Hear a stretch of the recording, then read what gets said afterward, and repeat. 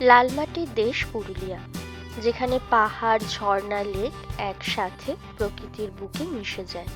আদিবাসী সম্প্রদায়, পাহাড় জঙ্গলে মোড়া ছোট শহর, ঘন কাশবন, ড্যাম, ছৌ নাচ, মুখোশ বানানো, সব মিলিয়ে পশ্চিম বাংলার ছোট্ট একটা শহর হলো পুরুলিয়া।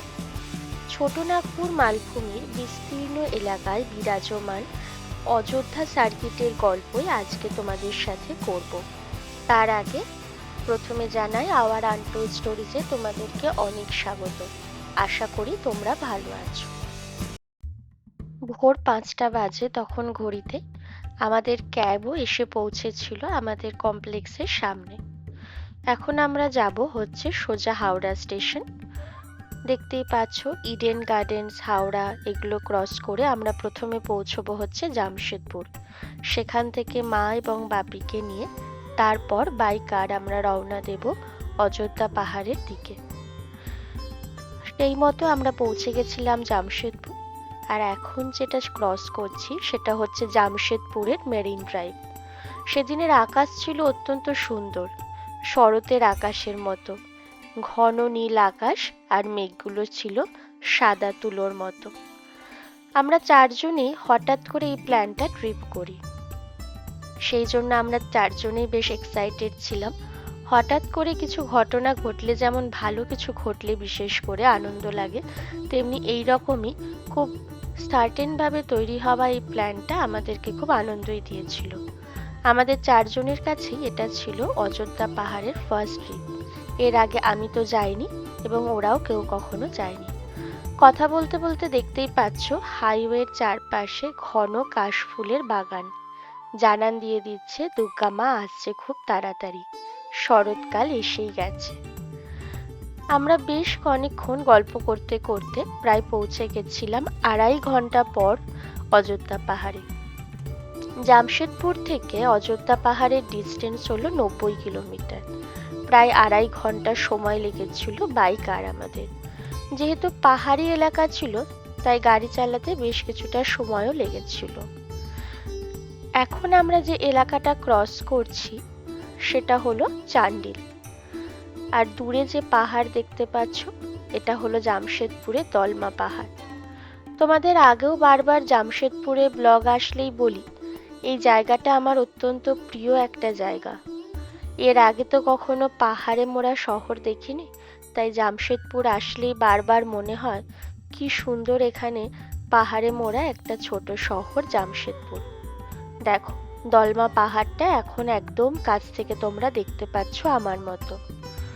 সুন্দরভাবে পাহাড় দেখতে দেখতে এবং চারজনে মিলে গল্প করতে করতে আমরা এই 2.5 ঘন্টার রোড ট্রিপটা করেছিলাম।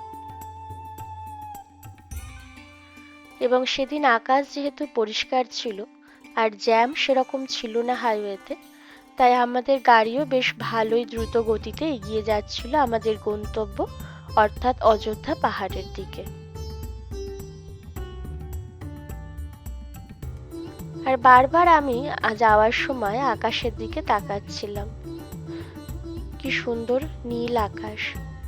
দেখো কথা বলতে বলতে একটা রেলগেট এসে গেছে এবং আমরা রেলগেটটা ক্রস করে সামনের দিকে এগিয়ে চলছি।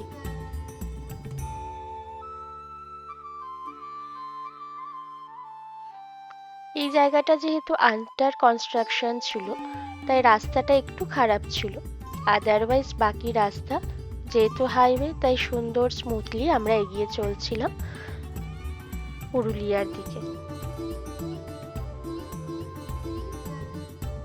সেদিন কোথাও কোথাও আবার একটুখানি কালো মেঘেরও আমরা দেখা পেয়েছি, ছিটেফোঁটা বৃষ্টিও পড়েছে।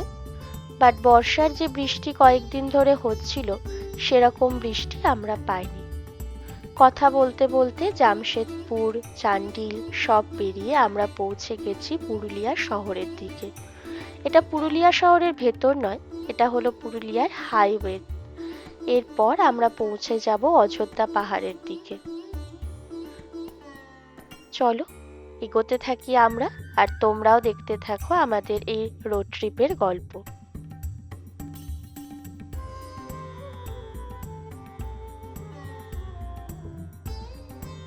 আমরা ঢুকে পড়েছি পুরুলিয়ার একটা প্রত্যন্ত গ্রামে। তোমরা দেখলেই বুঝতে পারছো এখানকার বাড়িগুলোর টালিগুলো একটু অদ্ভুত রকমের। হাফ গ্লাসের মতো ছোট ছোট টালি দিয়ে মোড়া সুন্দর বাড়ি, এবং বাড়িগুলোর গায়ে সুন্দর নকশা করা। ওই দেখো দূরে একটা পাহাড় দেখতে পাচ্ছ, এটার নাম হলো পাখি পাহাড়, যেটা নাকি দেখতে অনেকটা পাখির মতো, একটা পাখি এবং পাখির ঠোঁটের মতো। এখন হয়তো আমরা বুঝতে পারিনি, বাট এটার নাম পাখি পাহাড় কারণ এটা দেখতে যেহেতু পাখির মতো। এই মাঝ রাস্তাতেই আমরা দাঁড়িয়ে এখানে কয়েকটা ফটো তুলেছিলাম। এটা ছিল আমাদের অযোধ্যা হিলস বা অযোধ্যা রেঞ্জের যাওয়ার একটা ফার্স্ট ডেস্টিনেশন, পাখি পাহাড়, যেটা বার্ড হিল নামেও পরিচিত। সুন্দর এই শহর হলো পুরুলিয়া। আদিবাসীদের গ্রাম, আদিবাসীদের সংস্কৃতি, ছৌ নাচ, সুন্দর সুন্দর পাহাড়, লাল মাটির দেশ। তোমাদের একদিন বা দুদিনের ট্রিপে তোমাদের মনকে শান্ত করে দিতে বাধ্য এই ছোট্ট শহর। পশ্চিমবাংলার বুকে এর একটা শান্ত নিরিবিলি শহর বলতে পারো এই পুরুলিয়া। ঘন জঙ্গল দিয়ে আমরা পেরিয়ে চলছিলাম অযোধ্যা রেঞ্জ বা আমাদের হোটেলের উদ্দেশ্যে। ঘন জঙ্গল যত পেরোচ্ছি মনে হচ্ছে গুহার ভেতর দিয়ে এগিয়ে যাচ্ছি। গাছগুলো এমন ভাবে দুদিকের গাছ নিজেদের একে অপরের দিকে ঝুঁকে পড়েছিল, মনে হচ্ছে যেন গুহা তৈরি করে দিয়েছে। এরপর আমরা আরো সামনের দিকে এগিয়ে চলছি, তোমরা দেখতে পাচ্ছ। প্রায় 2 ঘন্টা মতো সময় লেগেছিল এই পুরুলিয়া শহরের ভেতরে ঢুকতে। এরপর পুরুলিয়া থেকে প্রায় আরো আধ ঘন্টা ডিস্টেন্স ছিল এই অযোধ্যা হিলস।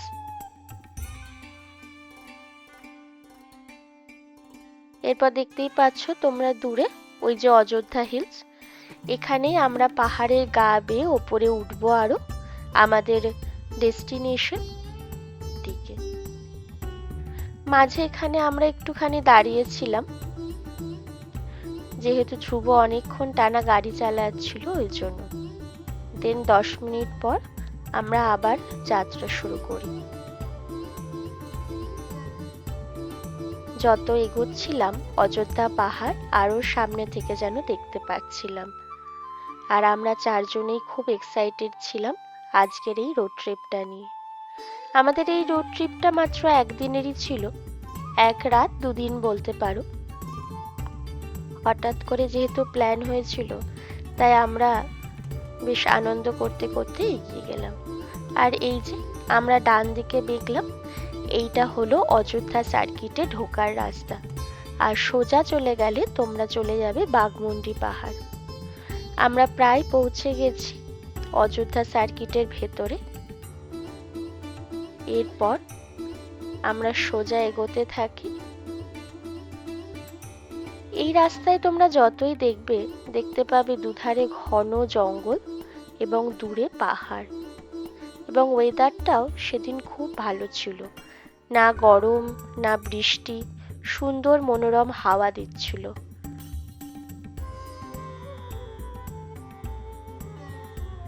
তোমাদের সাথে কথা বলতে বলতে আমরা প্রায় পাহাড়ের সামনের দিকে এসে গেছি, তোমরা দেখতেই পাচ্ছ।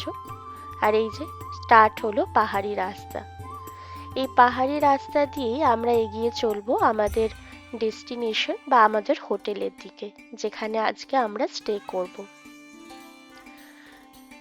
এই পাহাড় কেটে যে রাস্তাটা হয়েছে, এখান দিয়েই আমরা এগিয়ে চলছি ওপরের দিকে, কারণ আমাদের যে হোটেল বা ডেস্টিনেশনটা ছিল সেটা হচ্ছে অযোধ্যা হিল টপ পয়েন্ট, মানে অযোধ্যা পাহাড়ের একদম টপে আমাদের হোটেলটা আমরা বুক করেছিলাম। তাই আমাদের বেশ অনেকটা উপরে উঠতে হয়েছিল। পাহাড়ি এলাকায় যেতে আমার সবসময় ভালো লাগে। তোমাদের এর আগে বোধহয় বলেছিলাম যে সমুদ্রের থেকে পাহাড় আমাকে বারবার অনেক টানে, তাই আমার সমুদ্রের থেকে পাহাড়ই ভালো লাগে। নেক্সট আমরা আরেকটা ডেস্টিনেশনে চলে এসেছি হোটেল যাওয়ার আগে। এটার নাম হচ্ছে দুর্গা ফলস। এই দুর্গা ফলসটা নিচে প্রায় 700টা সিঁড়ি পেরিয়ে নিচে নামতে হবে, কিন্তু যেহেতু বাপি আর মা ছিল, ওনারা পারবেন না, বা আমরাও চাইনি ওই 700টা সিঁড়ি পেরিয়ে নিচে নামতে, তাই জন্য আমরা ওপর থেকে এই দুর্গা ফলসটা দেখেছিলাম। তোমরা দেখতেই পাচ্ছ ফলসের জলটা নিচের দিকে নামছে।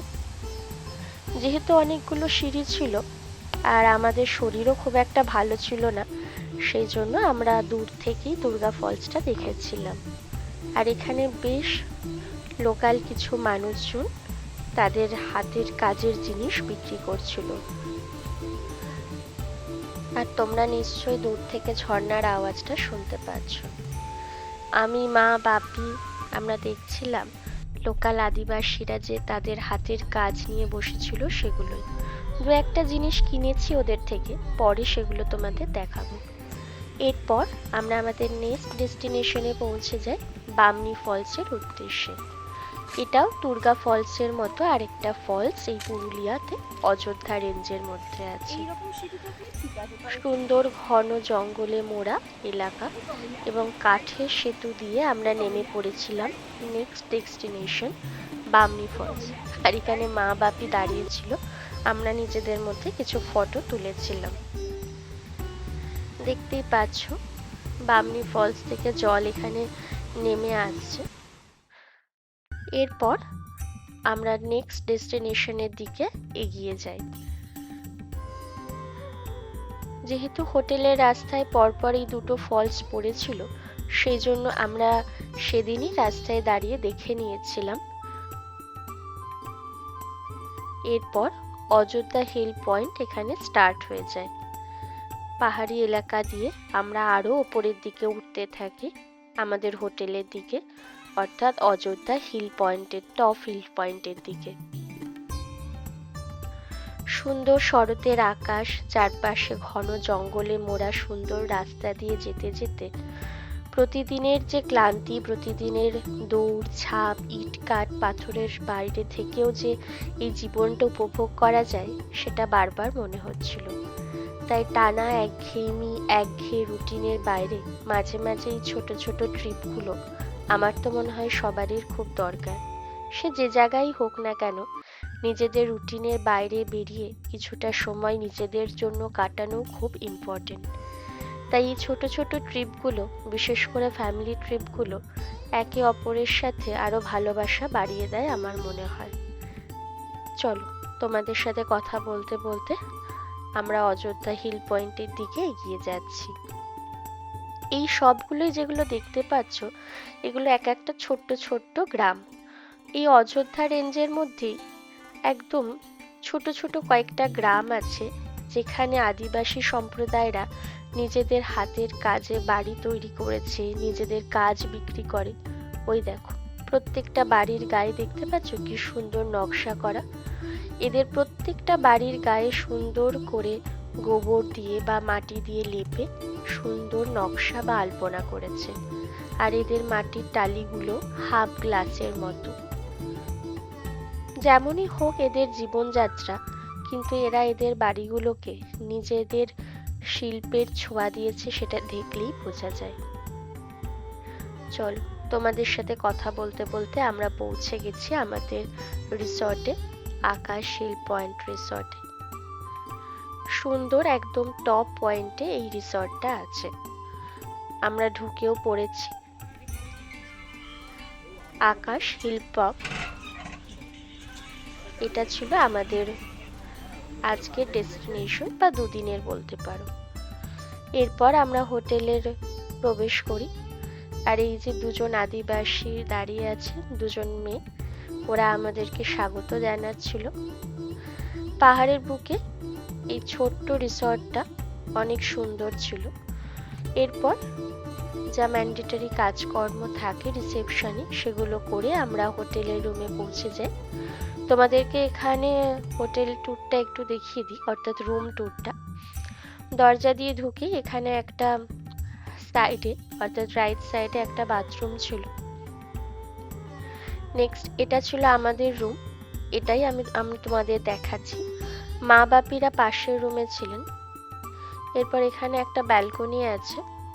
ব্যালকনি থেকে আমরা যেহেতু হিল ভিউ নিয়েছিলাম, হিল ভিউ রুম, তাই ব্যালকনি থেকে পাহাড় সুন্দর দেখা যাচ্ছিল, নিচে ছিল সুইমিং পুল। এখানে যারা আছেন তারা ওখানে এনজয় করছিলেন তখন। আর যেহেতু সানসেটের সময়, আর এটা যেহেতু ওয়েস্ট ছিল, তাই সূর্য এদিকেই ছিল তখন। সুন্দর এই রুমটা তোমাদেরকে ডেসক্রিপশন বক্সে দিয়ে দেব এই হোটেলের সমস্ত লিংক এবং ইনফরমেশন। হোটেলে আমরা চেক ইন করি এবং কিছুটা রেস্ট নিয়ে আমরা নেক্সট ডেস্টিনেশনের দিকে এগিয়ে যাই। আমাদের নেক্সট ডেস্টিনেশন আমাদের হোটেল থেকে ছিল তা প্রায় 5 থেকে 6 মিনিট একদম কাছে। এটা হলো ময়ূর পাহাড়। এখানে ছোট ছোট সিঁড়ির মতো করা আছে, এখান দিয়ে উঠে একদম টপ পয়েন্টটাকে দেখতে অনেকটা ময়ূরের মতো লাগে, তাই এটাকে বলা হয় ময়ূর পাহাড়। আর এটার একদম টপে আছে একটা বজরংবলীর মূর্তি, ছোট্ট মূর্তি, এবং সেটা একটা ছোট্ট মন্দিরের মধ্যে আছে। সুন্দর এই ভিউটা দেখতে অপূর্ব লাগছিল সানসেটের সময়। আমার সাথে সাথে তোমরাও এনজয় করো। তোমরাও যদি কখনো এই অযোধ্যা পাহাড়ে যাও তাহলে অবশ্যই এই ময়ূর পাহাড় দেখো। বিশেষ করে সানসেটের সময় যদি আসতে পারো তোমাদের বেশ ভালো লাগবে। এখানেও আমরা দাঁড়িয়ে বেশ কয়েকটা ছবি তুলেছিলাম এবং চারপাশটা এনজয় করেছিলাম 4 জনে মিলে দাঁড়িয়ে। নিরিবিলিতে এই পাহাড়ি এলাকা ঘন জঙ্গলে ঘেরা, এবং দূরে তোমরা যতই দেখবে ততই চারপাশটা শুধু পাহাড় আর পাহাড় দেখতে পাবে। এরপর আমরা হোটেলে ফিরে আসি, আর ইভিনিং স্ন্যাক্সে আমরা নিয়েছিলাম হচ্ছে ড্রাই চিলি চিকেন আর হাক্কা নুডলস। 4 জনে মিলে এটাই আমরা খাই। ইভিনিং স্ন্যাক্স কমপ্লিট করার পর আমরা সুইমিং পুলের দিকে যাই। আর তখন দেখো আকাশটা কি সুন্দর লাগছিল, তখন সূর্যটা পুরো অস্ত যাচ্ছে। এরপর আমরা রুমের মধ্যে থাকি এবং ঠিক 9:30টার দিকে ডিনার করি এবং লেট নাইটও বাকে যাই। চারপাশটা প্রপার্টিটা একটু ঘুরে দেখি। এরপর নেক্সট দিন আমরা কোথায় যাই, কি ঘুরি অযোধ্যা পাহাড়ে, এই সমস্ত জিনিস নিয়ে নেক্সট এপিসোড নিয়ে খুব তাড়াতাড়ি তোমাদের কাছে চলে আসবো। ততক্ষণের জন্য তোমরা ভালো থেকো, আমাদের ভালোবাসা দিও যেভাবে দাও প্রত্যেকটা ভিডিওতে। আর প্লিজ লাইক, শেয়ার আর সাবস্ক্রাইব করতে কিন্তু ভুলো না।